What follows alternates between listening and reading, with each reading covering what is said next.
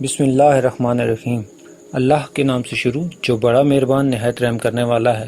ایک شخص خاتم النبیین حضرت محمد مصطفیٰ صلی اللہ علیہ وآلہ وسلم کی خدمت میں حاضر ہو کے عرض کی کہ اس کا اچھا بھلا کاروبار کچھ عرصے سے انتہائی مندی کا شکار ہو گیا ہے۔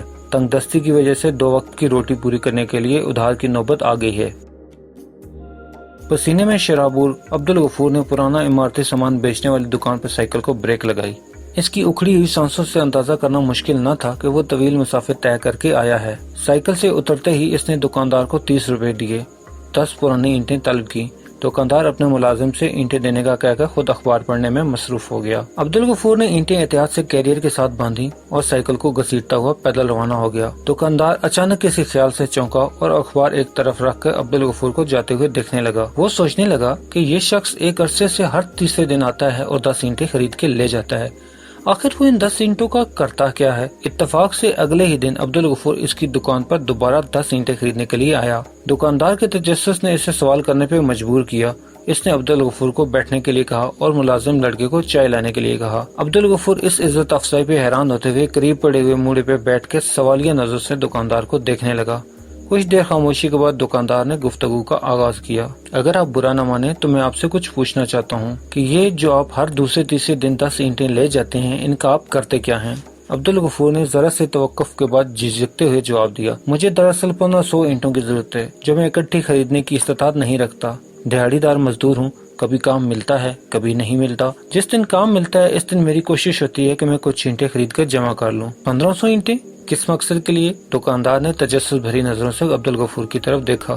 عبدالغفور نے جواب دیا، گھر کے سین کی دیواریں اونچی کر کے اپنے پیارے نبی خاتم النبیین حضرت محمد صلی اللہ علیہ وآلہ وسلم کی نصیحت پر عمل کرنے کے لیے۔ وہ مبارک نصیحت کیا ہے؟ دکاندار نے پوچھا۔ عبدالغفور نے بتانا شروع کیا، ایک شخص خاتم النبیین حضرت محمد صلی اللہ علیہ وآلہ وسلم کی خدمت میں حاضر ہو کے عرض کی کہ اس کا اچھا بھلا کاروبار کچھ عرصے سے انتہائی مندی کا شکار ہو گیا ہے۔ تنگ دستی کی وجہ سے 2 وقت کی روٹی پوری کرنے کے لیے نوبت ادھار تک آ گئی ہے۔ نبی پاک صلی اللہ علیہ وآلہ وسلم نے اس شخص کی باتیں ہمدردی کے ساتھ سننے کے بعد مشورہ دیا کہ وہ اپنے گھر کے سین کی دیواریں اونچی کر لے، سب ٹھیک ہو جائے گا انشاءاللہ۔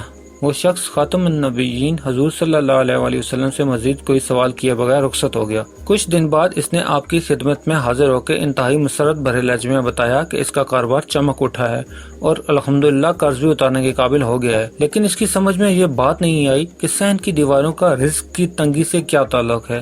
سرور کونین آقا دو جہان نے مسکراتے ہوئے اسے سمجھایا کہ اس کی گلی سے ایک یہودی گھوڑے پہ سوار ہو کے روز گزرتا ہے۔ دیواریں چھوٹی ہونے کی وجہ سے صحن میں کام کاج کرتے ہوئے اس کی بیوی پر یہودی کی نظریں پڑتی ہیں۔ اس سے بے پردگی کی وجہ سے رزق میں تنگی آ رہی ہے۔ دیواریں اونچی ہونے سے بے پردگی ختم ہو گئی اور رزق میں برکت آ گئی۔ سبحان اللہ، دکاندار کے منہ سے بے ساختہ نکلا۔ قصبے کے آخر میں برگد والی گلی میں میری ایک چھوٹی سی کھولی ہے۔ عبدالغفور نے اپنی بات جاری رکھتے ہوئے کہا، جہاں میں اپنی 8 اور 7 سالہ 2 بیٹیوں کے ساتھ رہتا ہوں، صحن کی دیواریں نہ ہونے کے برابر ہیں۔ میری کوشش ہے کہ اس سے پہلے کہ بیٹیاں بڑی ہوں صحن کی دیواریں مکمل کر کے نبی اکرم صلی اللہ علیہ وآلہ وسلم کی ہدایت پہ عمل کر لوں تاکہ بے پردگی کی نحوست سے بچا رہوں۔ بہت نیک جذبہ ہے۔ کتنی اینٹیں جمع کر چکے ہو اب تک؟ دکاندار نے پوچھا۔ عبدالغفور نے انگلیوں پہ حساب لگا کے بتایا کہ 300 سے کچھ زیادہ ہی ہوں گی۔ چائے آ گئی۔ دکاندار نے چائے پیالی میں انڈیلتے ہوئے سرگوشی کی، تم فکر نہ کرو، تمہارے سین کی دیواریں میں مکمل کروا دوں گا۔ جی آپ؟ عبدالغفور ہچکچائے۔ مجھے امید ہے کہ تم مجھے اس نیک کام کرنے سے روکو گے نہیں، اور میری بھی خواہش ہے کہ تم میری دکان پہ مستقل ملازم کی حیثیت سے کام کرو۔ عبدالغفور کی آنکھوں میں نمی آ گئی اور وہ غیر ارادی طور پر آسمان کی طرف دیکھتے ہوئے سوچنے لگا، اے رب العزت تو کتنا کریم ہے، نیک کام کے ارادے پر ہی اپنے بندے پر عنایات کے دروازے کھول دیتا ہے۔ پیارے دوستو، آپ کو یہ واقعہ کیسا لگا ہمیں کمنٹ سیکشن میں ضرور بتائیے گا۔ مزید اس طرح کی ویڈیوز دیکھنے کے لیے ہمارے چینل کو سبسکرائب کرنا ہرگز مت بھولیں۔ ملتے ہیں ایک نئی ویڈیو کے ساتھ، تب تک اپنا خیال رکھیے گا۔ اللہ تعالیٰ آپ کو آسانیاں دے اور آسانیاں بانٹنے کی توفیق بھی۔ اللہ حافظ۔